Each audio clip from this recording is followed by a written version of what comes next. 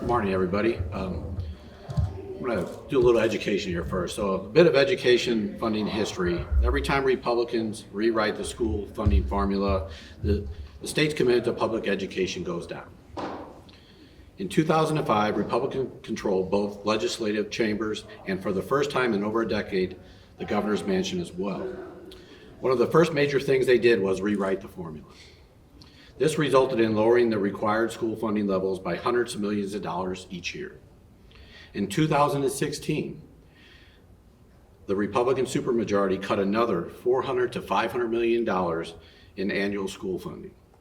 They did this by lowering the state adequacy target by nearly $500 per student.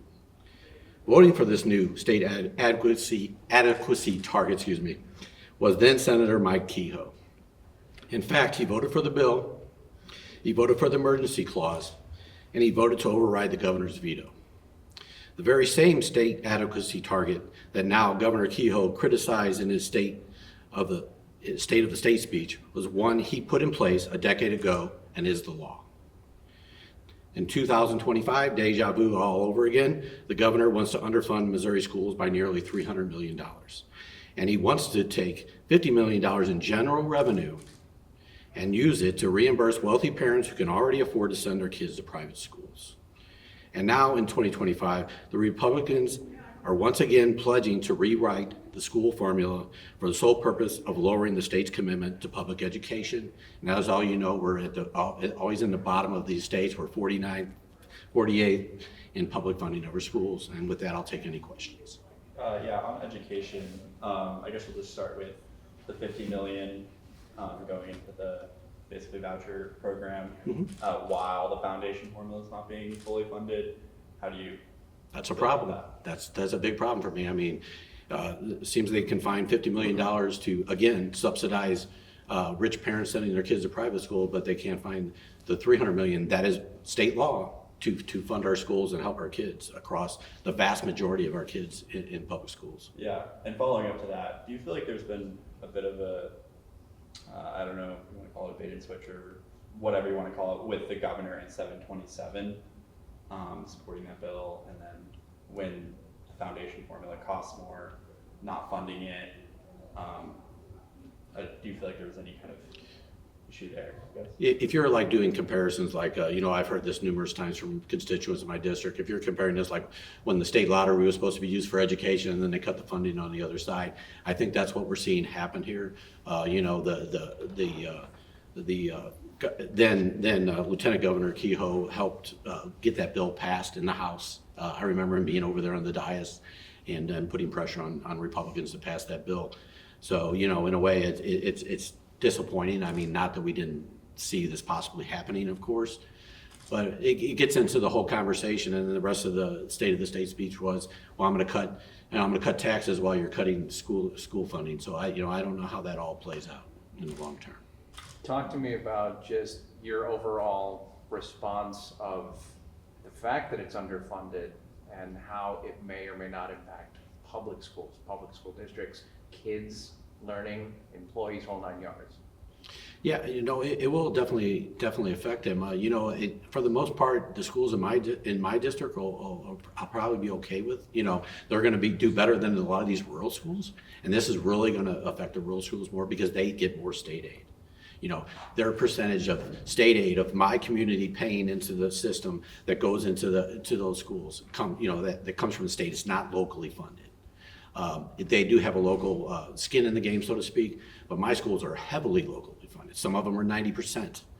Because we believe we want to have good schools for our kids. We want our kids to have an opportunity to be able to realize their full potential, and I think that's what any so-called politician would want. The vast majority of people to be well educated, and then guess what? You get industries and businesses that want to come here from out of state and say, hey, look, they got such a great educated workforce.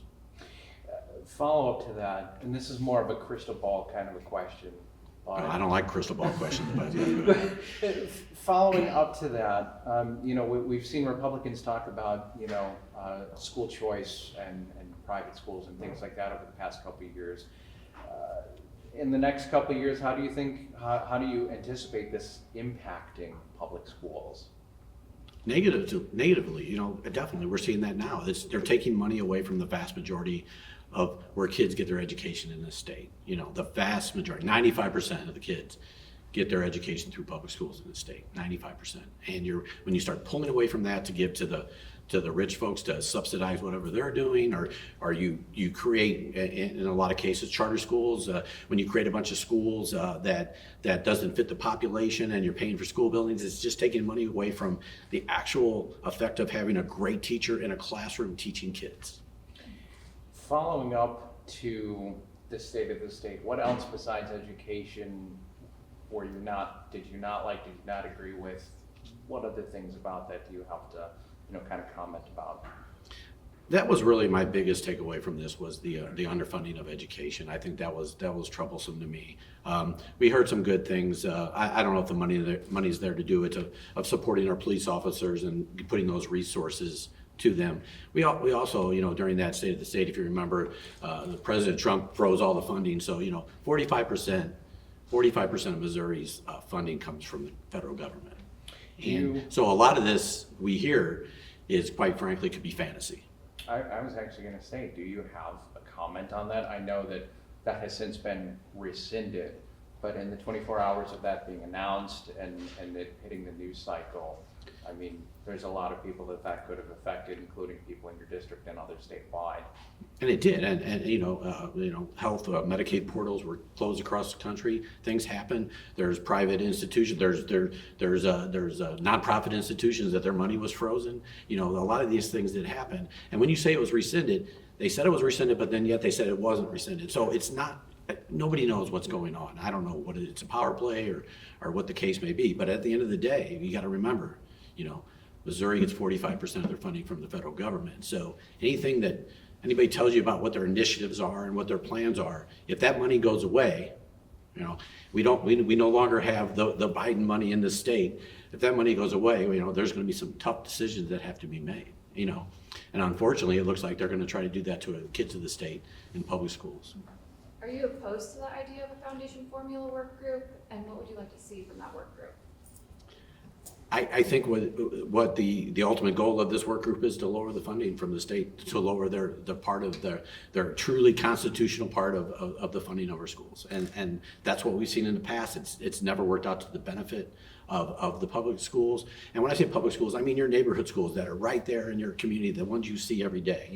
It's not a system, it's where your kids go to school, and everybody knows that. A lot of times it's the entire identity of their small town, if they're in a rural area. In my areas, it's the identity. We're proud to have our good schools. It keeps your home values great. It makes your community strong, and when you start chipping that away, you're chipping away at the fabric of our communities. I believe Governor Kehoe said he wanted to eliminate the income tax, right? Mm-hmm. I wanted to talk about that a little bit because the November election leading up to that, Republicans were campaigning statewide and nationwide about just the cost of living continuing to go up. And now we're hearing from Republicans in both chambers wanting to provide tax relief. And you heard some of Governor Kehoe's thoughts and proposals on that. The problem is the cost of enacting some of those ideas are going to cost millions upon millions of dollars. And so what's the path forward from your point of view? So I'm always open to we're always open to having discussions on taxes and if folks are overtaxed. But I have to ask you this question: if you've seen that he's already cutting the budget now, and he wants to lower taxes. If you went to math class, you realize those things don't go together. If you're having a problem meeting the budget now, and you're trying to cut taxes out of it. If you look at our general revenue, it's roughly, don't quote me on the numbers exact, but it's roughly $13 billion. $9 billion of that is income tax. Where do you make that up? And then you get the other 45%, was like $22 billion that comes from the federal government. So where are we going to make up all these things and do these great plans that we're trying to do? Look, I'm here to work with the governor on some of his other initiatives, career and technical education. I think that's one thing we really need to focus on in the state. Of course, I'll work with him whatever I can work on, but I don't see how this plays out. I don't see how this works for the average people and the people in my district when you start cutting funding from our schools. I have a couple just quick ones. I know that the executive order Kehoe signed about the foundation formula working group. I believe the pro tem of this is going to get to appoint 2 senators to be on it. So I wondering if you've had any conversations about a Democrat being one of those 2, or I have not. okay. And then just follow up to that, kind of a separate thing, but just do you have any kind of general reactions to the governor's budget proposal? You know, maybe outside of what, outside of the education question? Well, I think there, again, and I hate to be a broken record, but until we find out what exactly is gonna happen in the federal level, because quite frankly, Missouri is a taker state. It's not like we're funding the, you know, the rest of the country or anything like that. Until we find out what that money coming into the Missouri is, I don't know how any budget can be realistic. I don't know how you can say you're gonna do this, this, and this, when you don't know how much money is coming into the state. Great, thanks everyone.